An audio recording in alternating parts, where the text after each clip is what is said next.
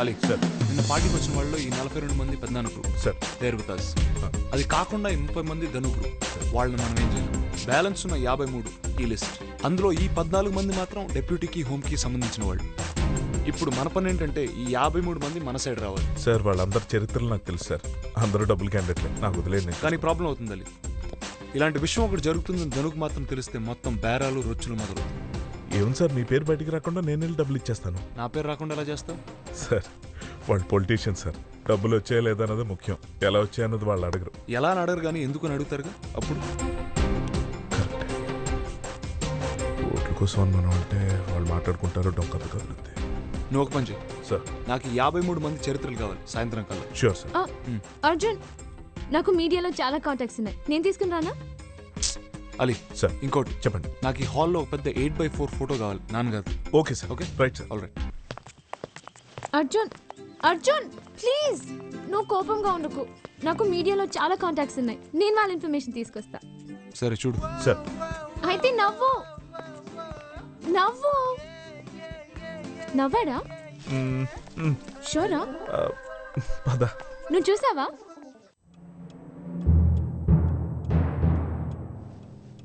Sorry అండి ఇంత హడావుడిగా పిలిచాను. ఏం లేదండి, నాన్నగారు 11వ రోజు అయ్యే ముందు ఆయన చేయాల్సిన కొన్ని పనులు చేద్దామని పిలిచాను. సరే అండి, మీ గురించి డైరీలో రాసుకున్నారండి. ఇంత సిన్సియర్గా ఉంటూ ఎప్పుడూ తన వెంటే తిరుగుతూ కూడా ఏం ఆశించలేదు తిరుపతి అని ఆయన మీకు ఏదో చేయాలని ఎప్పుడు ఫీల్ అవుతూ ఉండేవారంట. అమ్మ కూడా అలానే చెప్పింది.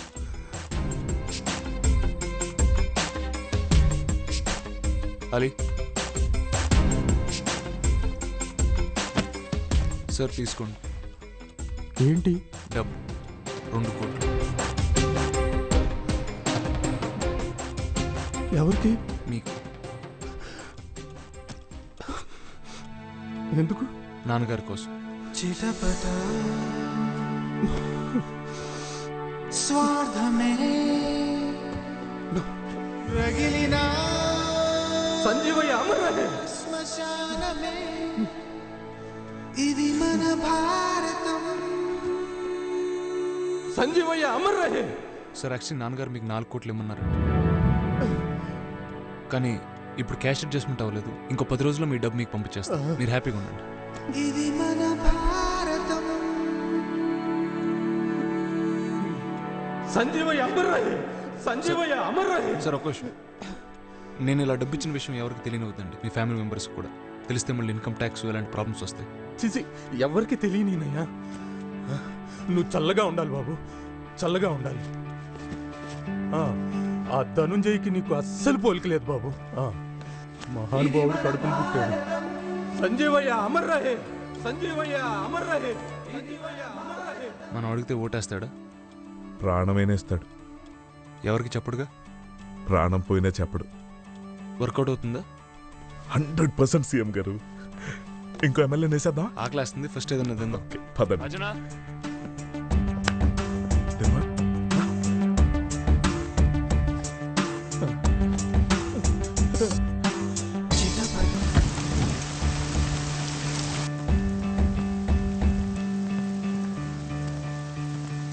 డెప్యూటీ సీఎం గారు, హోమ్ మినిస్టర్ గారు, మా నాన్నగారు ఇచ్చిన పోస్టులు అవి, అందుకే అలా పిలిచాను. కావాలంటే ఇంక 2-3 సార్లు కూడా పిలుస్తాను, ఎందుకంటే రేపు ధను సీఎం అయిన తర్వాత మీకు ఈ పదవులు ఉండవు కదా. పదవుల గురించి వదిలేండి సార్, ఆ ధనుకి ఎవరు ఎదురు వచ్చినా వాడు వదలడు. మీరు జైలుకి వెళ్ళే అవకాశం కూడా ఉంది. ఇది ఫ్యాక్ట్. నాకు మీ మీద అభిమానం ఉందండి, దానికన్నా ఎక్కువ నాన్నగారి మీద గౌరవం. మీరు నాకు ఒక పని చేయాలి, మీ 14 మంది ఎమ్మెల్యేలతో పని చేయించాలి. తీసుకోండి సార్, పర్లేదు తీసుకోండి, ఒకసారి వెళ్ళి చూసుకోండి.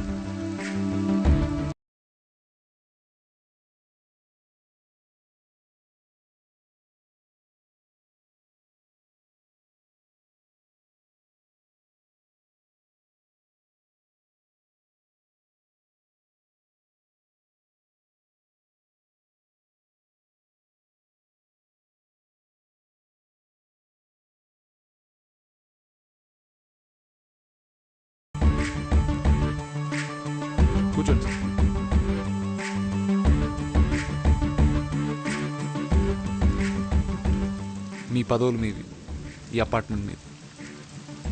చెప్పండి.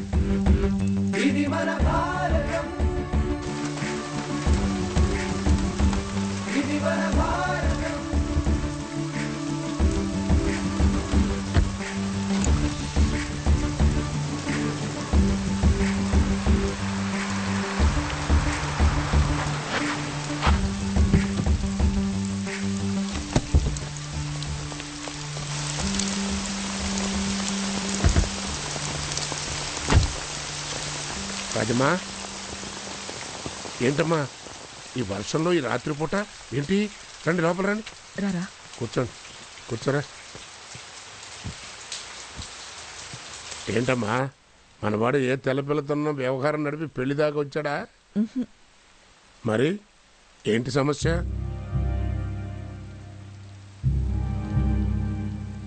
పెద్దాయనా, మీరు నాకు మాట ఇవ్వాలి.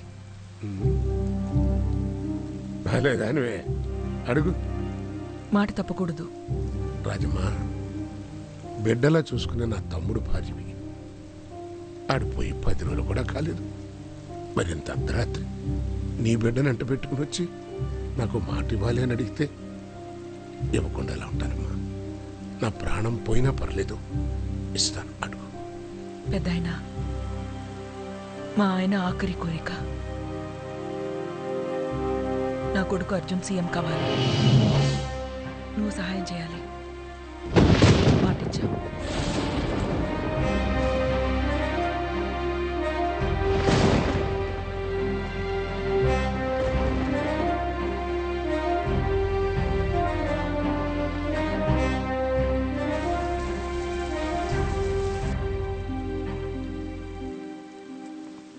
అయినా నువ్వేంట్రా అమెరికా వెళ్ళిపోయి బిజినెస్ సెటిల్ అయిపోతున్నాను అని అన్ని ఏర్పాట్లు చేసుకున్నావు.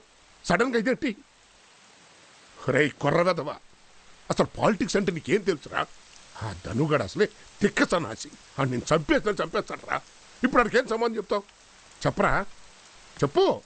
ఎప్పటికి వాడు ఇండివిజువల్గా డిజిటల్ తీసేసుకోవడమే.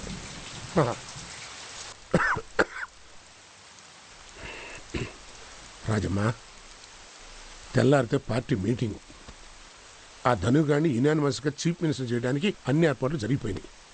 ఆ నా సీట్లో కూర్చోబెట్టి మన ఊరు వెళ్ళిపోదామని నేను డిసైడ్ అయిపోయాను. ఇదిగో ఈ పరిస్థితుల్లో చాలా కష్టం అమ్మా. నా చేయి దాటిపోయింది, వదిలే. మీ చేతుల్లో పని అయితే చేసేవాళ్ళ? చేయగలిగే పని అయితే నేను ఎందుకు చేయనమ్మా? పైగా మాటిస్తుని చెప్పాను కదా, కష్టం అమ్మా. నా చేతుల్లో ఏం లేదు. మీ గ్రూప్ ఎమ్మెల్యేస్ని ఓట్ చేద్దని చెప్పండి. మీరు మాత్రం న్యూట్రల్గా ఉండండి పెద్దనాన్న. అవతల యునానిమస్కే ఏర్పాట్లు జరుగుతున్నాయా అంటే అసలు ఓటింగ్ సమస్య ఎక్కడి నుంచి వస్తారా? ఒకవేళ వస్తే వస్తే